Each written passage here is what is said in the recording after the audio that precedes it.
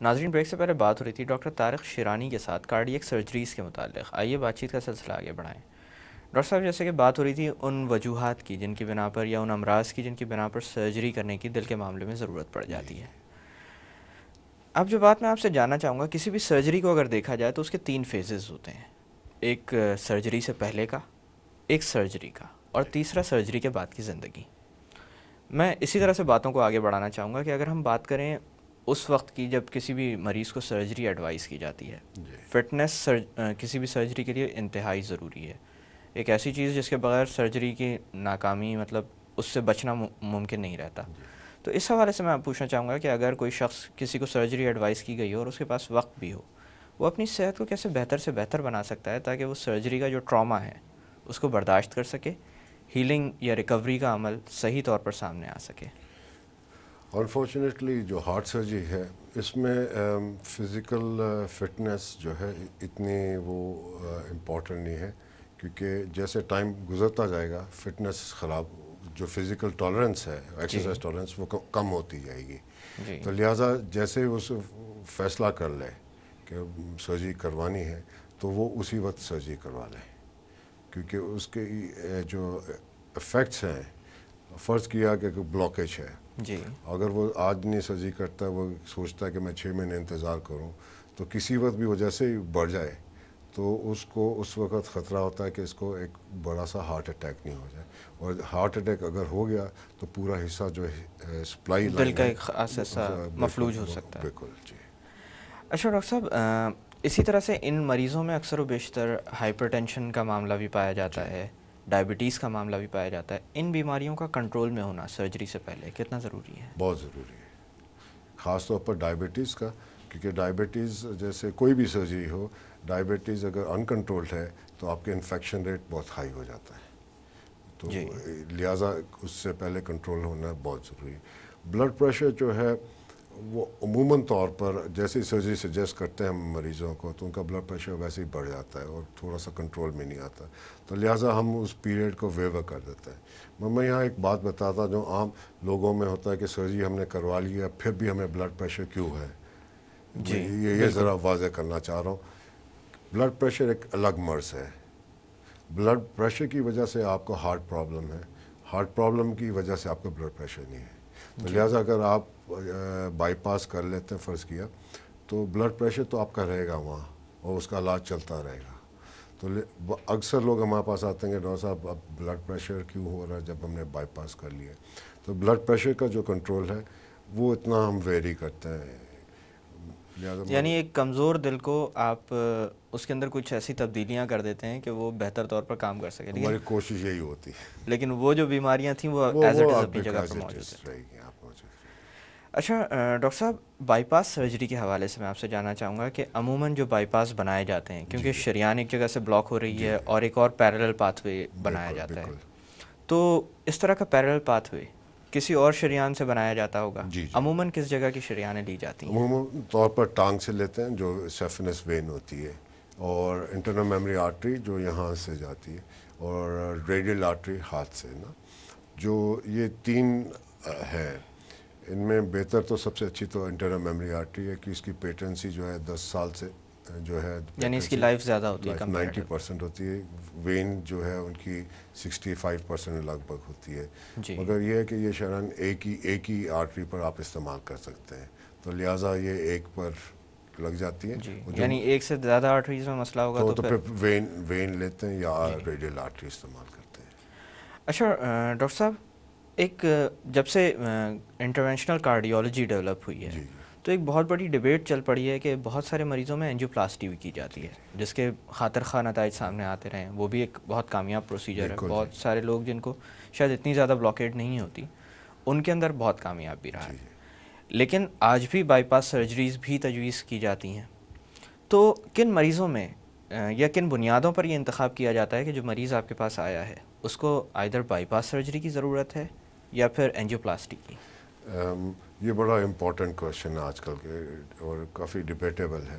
Single vessel ایک اگر شہران آپ کی انوالوڈ ہے تو اینجیوپلاسٹی بیسٹ ہے. جی. اگر آپ کی دو ہے تو اس کی ڈپینڈ کرتا ہے کہ وہ سائٹ کہاں ہے. اگر بہت پراکسیمل اگر ہے تو بائی پاس بہتر ہے, اگر اس سے الگ ہے تو اینجیوپلاسٹی. مگر 3 ویسلس جہاں انوالوڈ ہیں وہاں جتنے بھی ابھی پیپرز آ رہے ہیں سب یہی انڈیکیٹ کریں کہ بائی پاس زیادہ کام ہے کمپیئر ٹو اینجیوپلاسٹیز. اور جہاں آپ کی مین آرٹری جو لیفٹ مین ہوتی ہے جسے ہمیں کہتے ہیں, اگر مین آرٹری بھی آپ کی انوالوڈ ہے اور اگر وہ 60% سے زیادہ انوالوڈ ہے تو بائی پاس ایک بیٹر آپشن ہے دین اینجیوپلاسٹی. تو مگر یہ ہے کہ یہ جوڈیشل یوز میں ہو. جی. اور پھر جو ہے ڈپینڈ بھی کرتا ہے کہ لینتھ کیا ہے. اگر تو بلاکیج کی لینتھ چھوٹی ہے تو اینجیوپلاسٹی بہتر ہے. اگر اس کی لینتھ بڑی ہے تو اینجیوپلاسٹی جو اسٹنٹ آج کل ڈالتے ہیں اس کے چانسز بلاکیجز کے مزید بڑھ جاتے ہیں. تو لہٰذا آئی تھنک یہ ذرا جیسے ابھی بریک میں آپ سے بات ہو رہی تھی کہ امریکہ میں ایک سنٹیکس گروپ ہے جہاں انہوں نے سجیسٹ کیا ہے کہ کارڈیک سرجن کارڈیالوجی ساتھ بیٹھیں اور وہ فیصلہ کریں کہ اس مریض کے لیے بہتر کیا ہے, اور وہ سکورنگ کے بیسس پر وہ فیصلہ کرتے ہیں. اچھا ڈاکٹر صاحب, بائی پاس سرجری کے بعد جیسے کہ آپ نے بتایا تھا کہ بہت سارے مریض یہ کہتے ہیں کہ بائی پاس ہو جانے کے بعد مختلف بیماریاں بھی ختم ہو جانی چاہیے, لیکن ایسا انفارچونیٹلی ہوتا نہیں ہے. اور دل کے معاملے میں یہی دیکھا گیا ہے کہ ایک کوئی ایونٹ ہو جائے یا کوئی کمزوری واقع ہو جائے تو مزید کمزوریوں کے امکانات بہت بڑھ جاتے ہیں. اس حوالے سے میں آپ سے پوچھنا چاہوں گا کہ اکثر و بیشتر مریض علاج کے بعد اس چیز پر توجہ نہیں دیتے جو ہدایات ہوتی ہیں ڈاکٹر کی. ادویات پر تو پھر بھی بے شمار مریض توجہ دیتے ہیں لیکن ہدایات پر نہیں دیتے, کیونکہ لائف سٹائل موڈیفیکیشن کو ابھی بھی بہت اہمیت دی جاتی ہے. تو اگر ایک مریض احتیاط کے ساتھ زندگی گزارے تو ایک بائی پاس سرجری کتنے عرصے تک ساتھ دے سکتی ہے؟ یہ بڑا انٹرسٹنگ سوال ہے.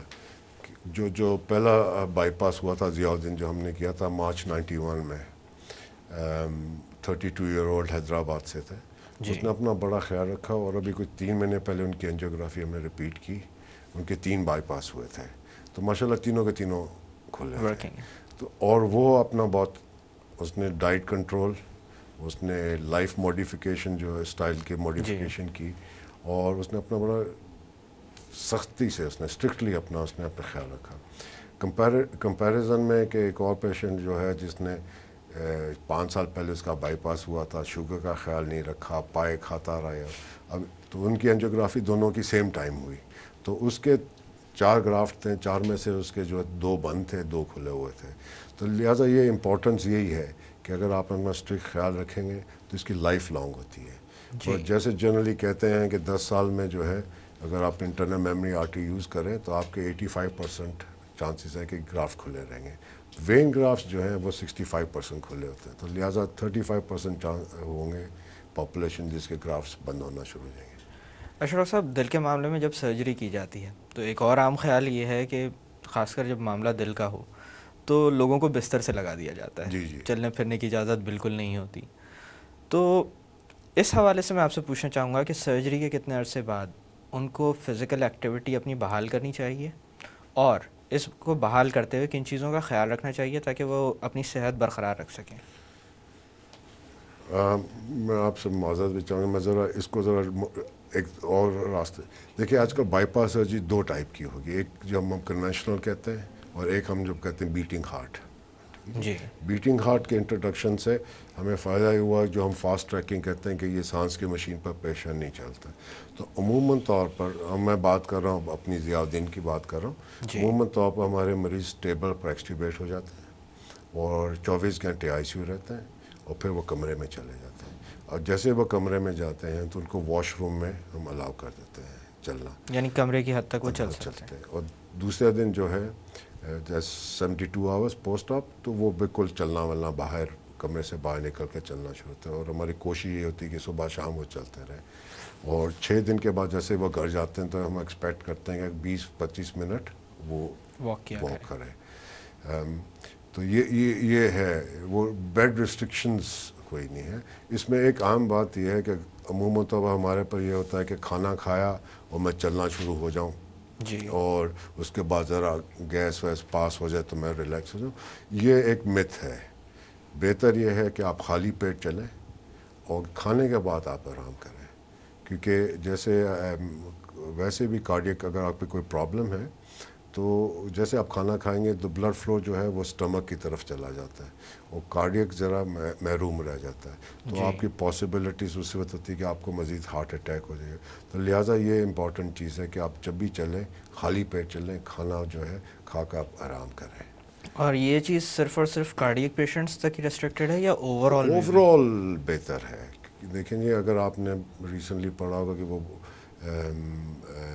بولٹن ونڈرز جو فٹ بال ٹیم ہے ان کا پلیئر اریسٹ ہو گیا تھا جی 23 سال کا، تو اس سے بعد میں پتہ لگا کہ اس کا ہیریڈیٹری پرابلم تھی. تو ہمیں کسی کو پتہ نہیں لگتا جب تک انویسٹیگیٹ نہ ہو کہ ہمیں پرابلم ہے کہ نہیں ہے نا.